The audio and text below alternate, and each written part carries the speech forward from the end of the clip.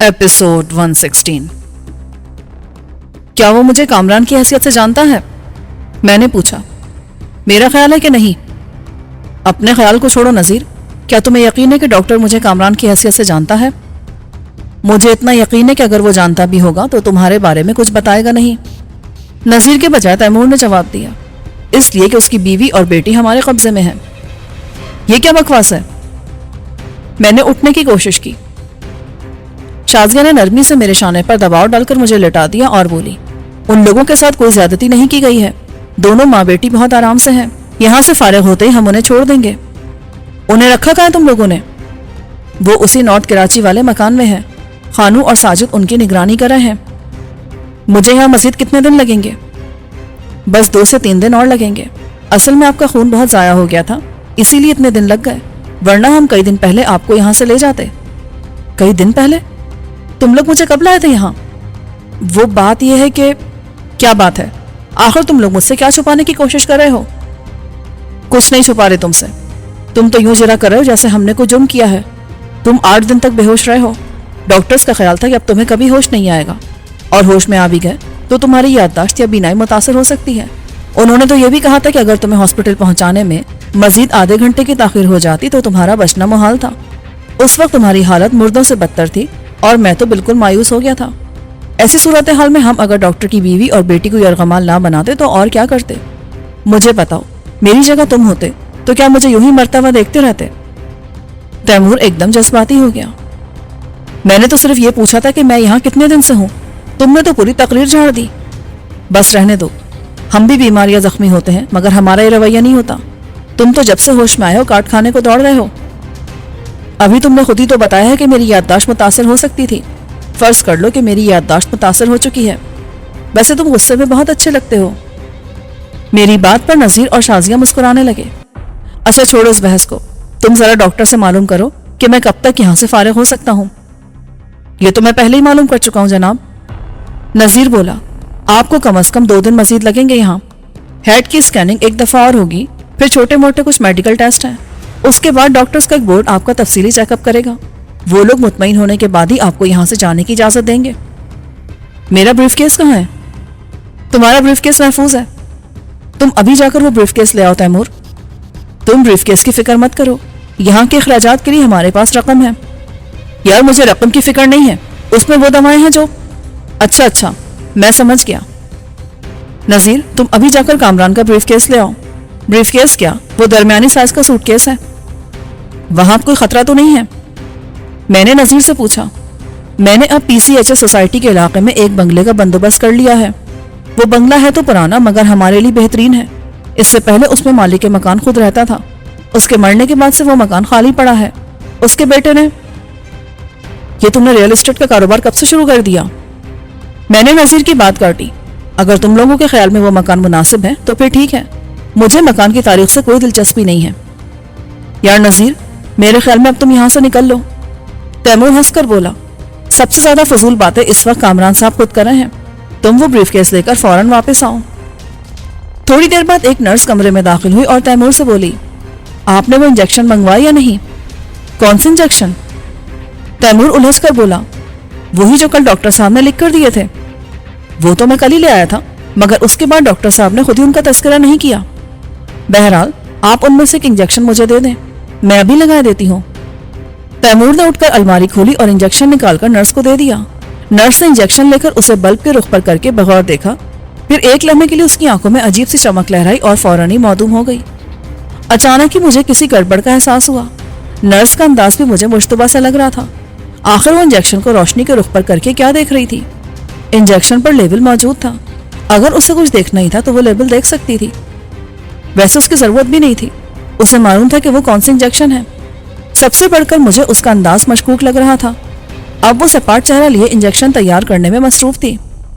मैंने अचानक कहा, तैमूर, कमरे का दरवाजा अंदर से बोल्ट कर दो। तैमूर के साथ ही नर्स ने भी मुझे चौंक कर देखा। तैमूर मेरे लहजे से समझ गया था कि कोई खास बात है। उसके चेहरे पर उलझन के आसार थे, मगर उसने ना सिर्फ दरवाजा बंद किया बल्कि रिवॉल्वर भी निकाल लिया। नर्स का चेहरा धुआं हो गया। उसने सहम कर तैमूर की तरफ देखा और लरसती हुई आवाज में बोली, आपने दरवाजा क्यों बंद किया है? और ये गन? खामोश रहो। میں نے اسے بری طرح جھڑک دیا۔ میرے اس رویے پر شازیہ بھی حیران تھی۔ اس نے الجھے ہوئے انداز میں کہا، یہ سب کیا ہے جاوید صاحب؟ وہ میرا اصلی نام لیتے لیتے رک گئی۔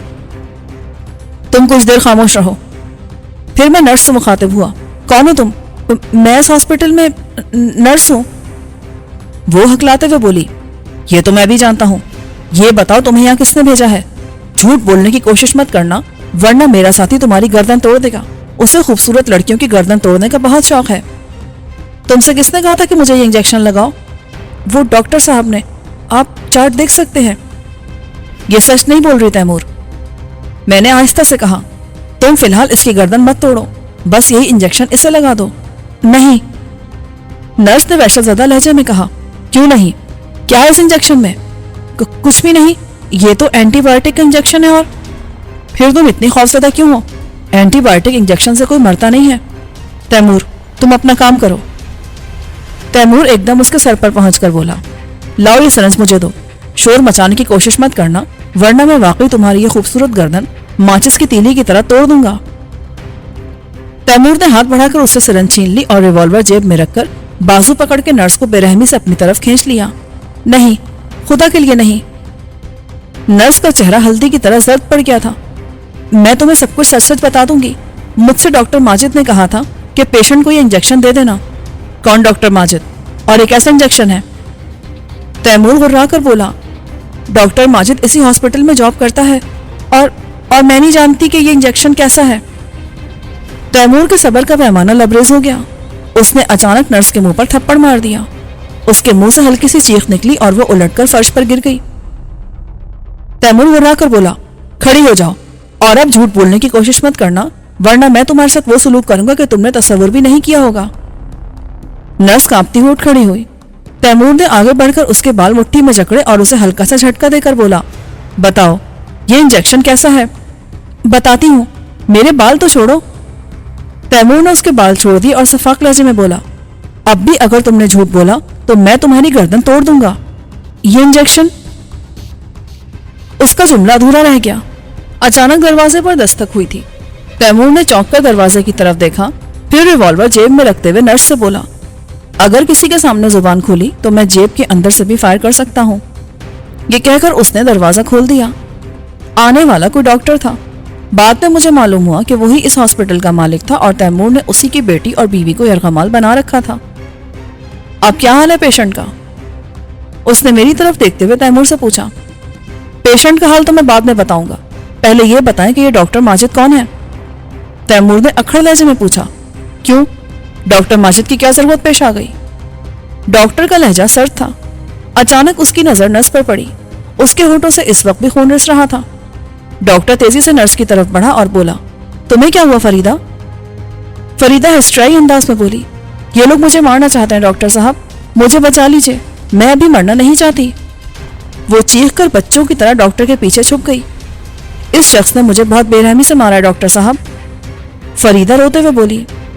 ڈاکٹر نے گھور کر تیمور کی طرف دیکھا اور تلخ لہجے میں بولا، اب تم لوگ کیا چاہتے ہو؟ میں ہر طرح سے تمہارے ساتھ تعاون کر رہا ہوں، اس کے باوجود پہلے اس سے یہ پوچھو کہ میں نے اسے کیوں مارا ہے۔ اچانک ہاسپٹل کا ایک وارڈ بوائے کمرے میں داخل ہوا اور بولا، نذیر صاحب کا فون ہے۔ نذیر فوراً کمرے سے باہر نکل گیا۔ ڈاکٹر نے نرس کی طرف دیکھا اور بولا، کیوں مارا اس نے تمہیں؟ مجھے خود بھی نہیں معلوم۔ نرس رٹائی سے بولی، میں تو یہاں پیشنٹ کو انجیکشن دینے آئی تھی، یہ اچانک مجھے مارنے پیٹنے لگا۔ ابھی تیمور جواب میں کچھ کہنے ہی والا تھا کہ نذیر بہت عجلت میں واپس آیا اور ڈاکٹر سے بولا، ڈاکٹر صاحب ہم اپنے پیشنٹ کو ابھی فوراً یہاں سے لے جانا چاہتے ہیں، مگر فوری طور پر یہ ممکن نہیں ہے، اسے بلڈ دیا جا رہا ہے اور ابھی دوسرا بیگ بھی پورا نہیں ہوا۔ پیشنٹ کو بلڈ کی اشد ضرورت ہے، اگر اسے بلڈ نہ دیا گیا تو اس کی ہمارے پاس وقت نہیں ہے، آپ سے جو کہا جا رہا ہے وہ کریں۔ اوکے، اگر آپ انہیں اپنی ذمہ داری پر لے جانا چاہتے ہیں تو ضرور لے جائیں۔ وہ بلڈ اور ڈرپ کے نیڈلز نکالنے کو آگے بڑھا۔ نہیں ڈاکٹر، یہ بیگز اسی طرح لگے رہنے دو۔ نذیر جلدی سے بولا، یہ میں ہاتھ میں پکڑ کر لے جاؤں گا، تم بھی ہمارے ساتھ جاؤ گے۔ What do you mean? میں نے کہا نا کہ ہمارے پاس وقت نہیں ہے۔ نذیر نے ایک دم ریوالور نکال لیا۔ نرس نے وحشت زدہ ہو کر بھاگنے کی کوشش کی مگر تیمور نے جھپٹ کر اسے پکڑ لیا، پھر اس کی کن پٹی پر ہلکا سا ہاتھ مارا تو وہ اس کے ہاتھوں میں جھول گئی۔ तैमूर ने उसे आहिस्तगी से कुर्सी पर बिठाया। फिर वो नजीर से बोला, मैं गाड़ी लेकर आता हूँ, तुम इस डॉक्टर का ख्याल रखना, ये यहाँ से निकलने ना पाए। मेरी समझ में नहीं आता कि आखिर तुम लोग चाहते क्या हो। मैंने अपनी इज्जत और साख दांव पर लगाकर तुम्हारे पेशेंट को अपने हॉस्पिटल में रखा, हर मुमकिन इलाज किया, इसके बावजूद तुम लोग मेरे साथ ये सलूक कर रहे हो। मजबूरी है डॉक्टर साहब, मुझे खुद भी सब कुछ करते हुए बहुत अफसोस हो रहा है। मैं एक दफा फिर यही कहूंगा कि हमारे साथ ताउन करोगे तो फायदे में रहोगे। इसी दौरान में तैमूर लौट आया और बोला, मैंने गाड़ी दरवाजे के सामने खड़ी की है, अब निकल चलो जल्दी से।